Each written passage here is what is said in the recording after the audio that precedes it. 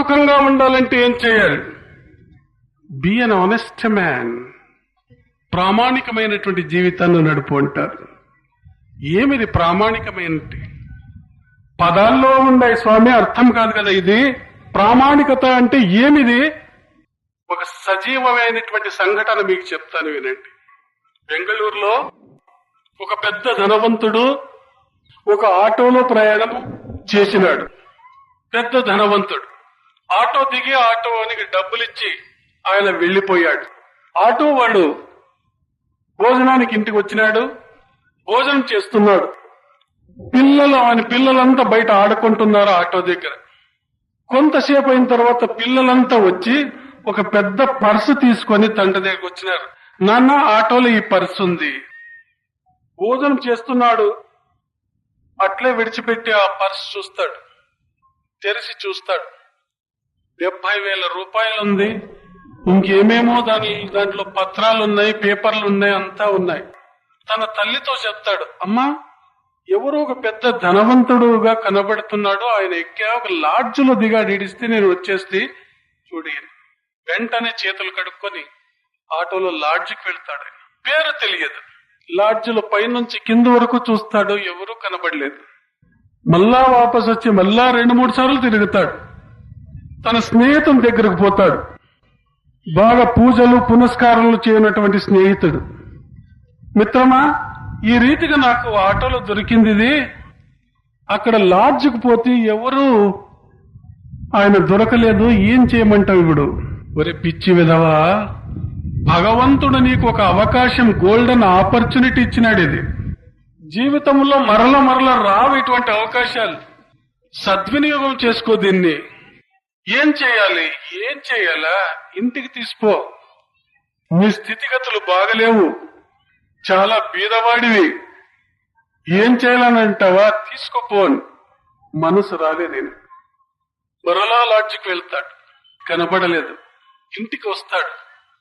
మరలా రాత్రి పోతాడు.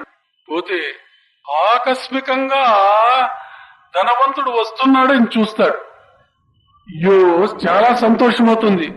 సార్ అని పోతారు. చూస్తాడు.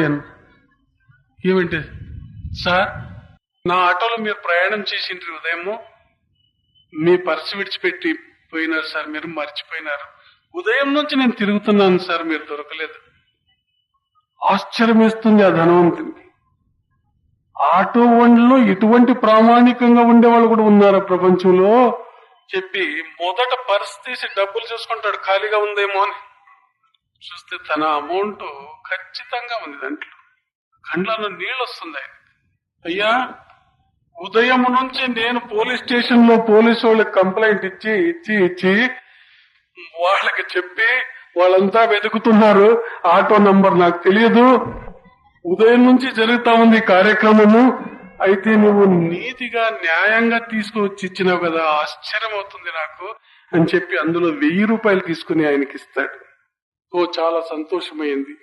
లేదు సార్ అంట. ఏమిటి? నాది కాదు డబ్బు, అది మీ డబ్బు, మీకు ఇచ్చినానంతే.